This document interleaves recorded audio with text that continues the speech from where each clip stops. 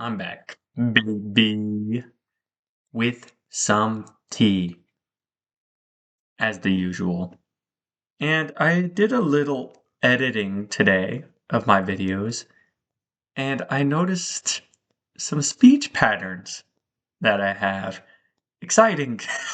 Maybe not to you guys, but to me it is, because it's interesting seeing a video. Of course, you're gonna hate yourself of, you're gonna hate seeing yourself in a video and hearing your voice. But it's so constructive of how other people see you whenever you're speaking and what they hear. And for me, there's two main things that I do. The first one is a lot of heavy breaths whenever I get into a deep discussion. So I'm not like heavy breath as like continuously, but between topics to be and then blah blah blah blah blah blah blah blah blah blah blah blah. So there's that. And then of course the normal ahs, and the licking of lips and of that sort as well. So I think for this video, I want to test myself a little bit and try not to specifically do the breaths. The breaths honestly annoy the heck out of me. So I'm going to focus on that while also trying to penetrate some of the existential questions that I have. And today we have pretty much the most existential question that you could ask. What is the purpose of life? Why are we here? Why are we living? What's the purpose of a living? And my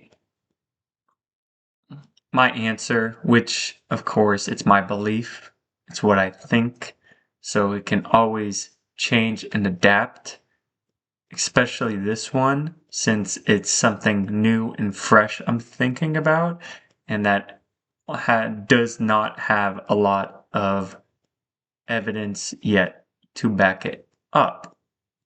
To back it up, I'm like a robot. Bah. But I want to postulate, and I just want to think about the purpose of life being to play. Yeah, just to play. And now, the first thing I know you guys are thinking about is that's ridiculous. We only have one life. It's not enough. Uh, it's too short for it just to be playing. But let me let me try to tackle it from two different angles. One through um the God sphere, and one through more like let's say Buddhist is thinking of it, or like being in the present moment and not the journey. So I'm gonna tackle it from the God sphere first. And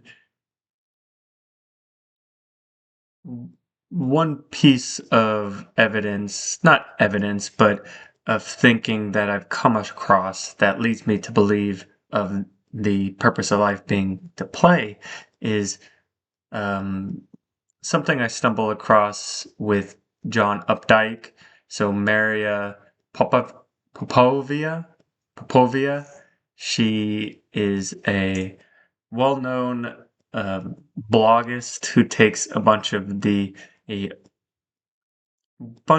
intellectual thinkers of the past and brings up some of their content to the New Day reader, which I'm very appreciative because she's introduced me to a lot of new writers that, well, new writers to me, but have been around for a lot long time, like Tessenbaum. I think she's a old English philosopher and brilliant. And Simone Onvel, Leo Tolstoy. I've heard of him, but I didn't know his ideas. Friedrich Nietzsche. I've always known about Friedrich Nietzsche, but actually getting to read some of his work and see his writing and start to understand why he's so influential in his work. And for the article that I want to postulate, the meaning of life is to play, is something she took from John Updike. So John Updike was being asked just pretty much, where did we come from? All right, where did the universe come from? And he started off with the idea of, now I don't know much about it, but entropy, and not on his knowledge of it, but what scientists at the time were talking about, of that maybe one day the universe is going to get to a point where it's pretty much nothing. There's no energy, or there's no work, or no oh, existence or movement or play, and there's just vast nothingness. And it's kind of interesting because kind of sounds like what it's before the Big Bang, right? Vast nothingness as no work or energy being traded off. But besides the point, he takes this, sees it, and he's like, well, if that is a reality, and what we know about the Big Bang so far is that there was pretty much nothing before the Big Bang, or we're assuming so. We have to assume that the Big Bang was a miracle to begin with, right? So let's assume that this entropy at the end and this is what happened in the Big Bang are similar concepts, right? If these states are real, the only entity that could exist in these realities is God uh, themselves. I don't like using the words or the pronouns because as it's more like of it, right? And because God is so beyond our comprehension that we have to come up with symbols and constructs in our modern day just to try to understand the idea of God. But the true definition of God and of the Tao is something so beyond our understanding as human beings that it's omnipresent, it's omniscient, and what's the other omni words? Are so beyond our knowledge that we can't even conceive of it. And that's the only thing that could exist in these realities.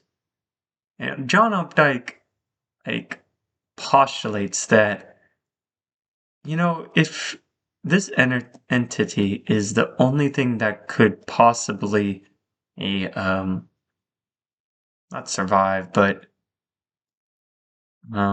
exist in these realities, then that entity is going to be faced with ever-present boredom. It only has itself. What and why be God, omnipresent, knows everything, and is everywhere and everything if there's nothing? So he postulates that there's a point of complete boredom that happens with God, that he just says, fuck it, I'm making the universe. And boom, Big Bang happens. And essentially, what he's arguing is that it started because God wanted to play.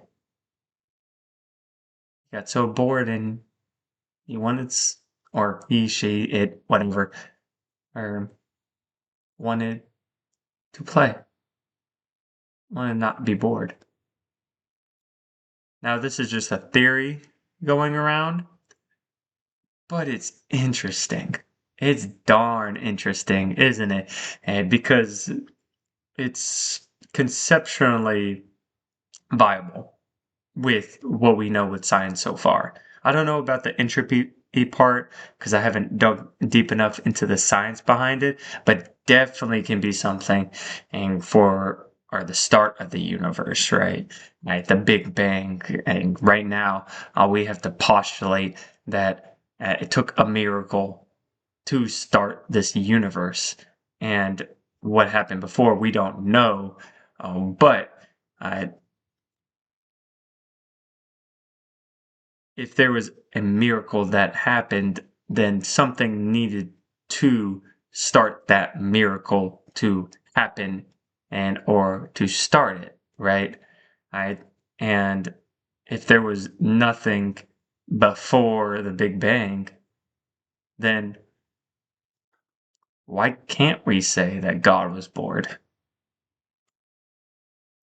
I don't know. I'll definitely argue with me about that point, but that's the like theist, not the theist, but like the a God odd argument I have for life, for the universe, or saying the meaning of life is to play, because that's literally what God intended it to be, is a playground to experiment, to let loose, to see what happens.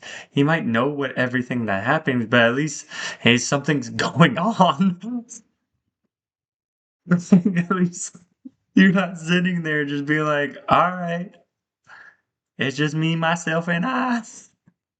Yeah. I don't think God has it.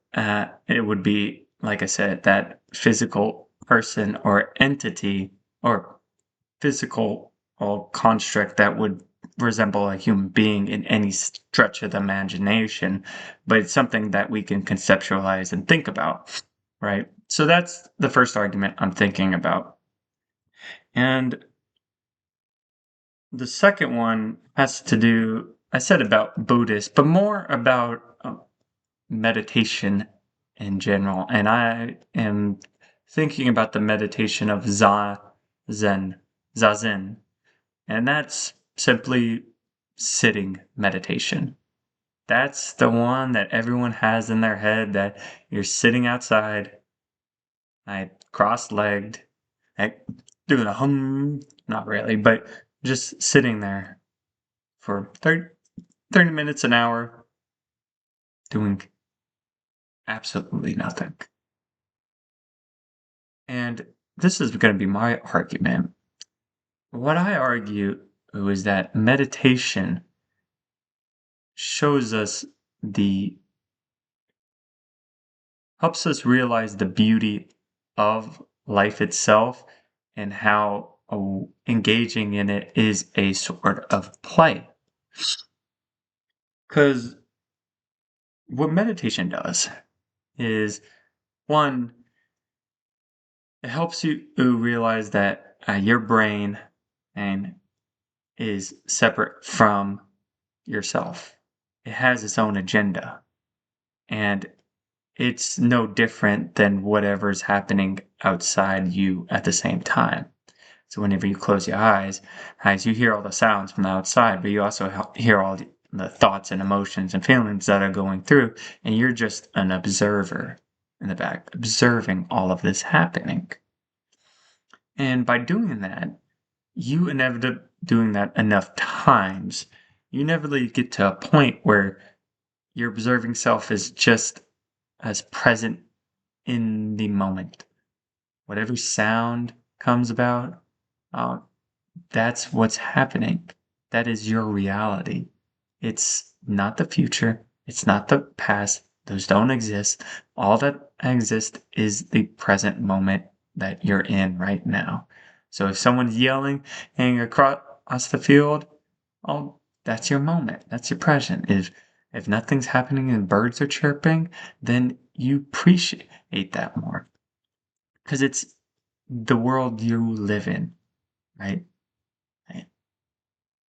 And what's interesting about that is that meditation, Zazen, is almost is the closest.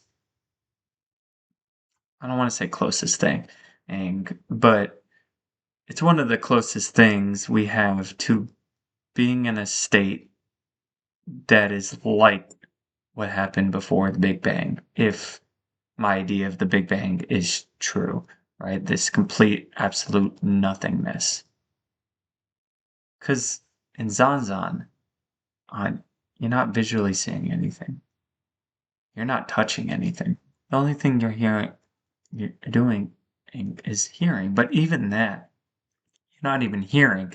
And in Zanzan, the point is to not do anything, to be nothingness, and just to let the sounds go through you, let the thoughts go through you, let and the rain hit you, and that feeling that you get of the rain hitting you when the stimulus is going to your brain and letting it drift somewhere else, drift away. And in that sense, you hit a nothingness. And in that nothingness, I guess you unconsciously realize the beauty that of the world that you live in whenever you do open your eyes. Because you're in a state that induces boredom to such a extreme that literally being able to open your eyes and see the trees and that verdant green and color and vibrance in the tree gives you a sense of pleasure. And then you smile. And then you have this feeling of just wanting to go out in the world and play. Go play and experiment, see what happens. My phone just updated. Ah, see what happens, experiment with life. I see what moral structures you can come up with, and see what ideas and people you can meet, people you can see, the experiences you can have trying to figure out just what kind of how best to play the game of life and how best it is for you yourself, not me, not that guy, not your old neighbor, not the dog barking, not your boss, but you, how you best can play the game of life. And in that sense, your meaning is going to be different between every single person. Because you start off with, okay, the meaning of life is to play and preferably play the game well, right? Right? And each person is going to have a different way of playing the game well, that game of life well. And it's up to you to figure out, how do I play this game well? And there it is. That's kind of what I'm thinking.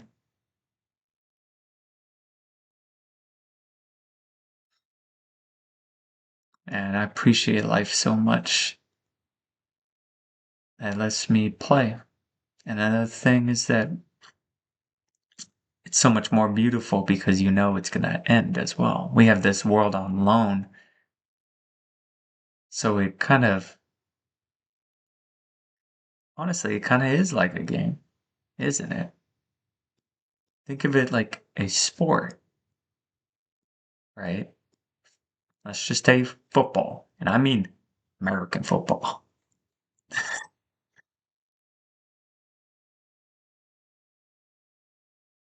12 minutes is put on the clock and it starts. That's when you're born. And throughout the game, right, who knows what's going to happen?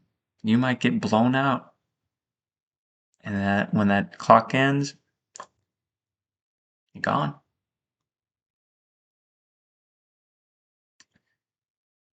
Maybe you go through the game and you slowly begin to realize what you're doing wrong and you change it. And maybe you get to a point where you're actually winning. And maybe you get to the point you're actually losing and you keep losing.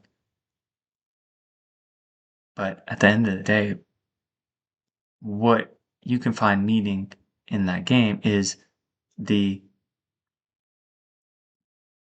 excitement of playing the game itself. At the end of the day, you can lose, you can win, but it's your attitude towards that game and the play you and the opportunity that you get to play in that game that is most worth it. And that relates to Kobe Bryant too, and I'm gonna try to do that tomorrow or another day. I do wanna oh, I'm starting to do that.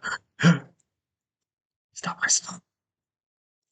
I do want to get to Kobe Bryant and the excitement and that idea of play. And I think Kobe Bryant and his idea of that excitement and having the ball at the end of the game and wanting that ball at the end of the game and to have that responsibility and that excitement relates to my meaning of life being to play.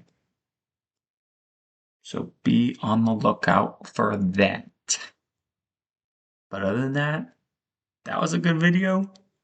Now we're wrapping it up, baby. Bye bye.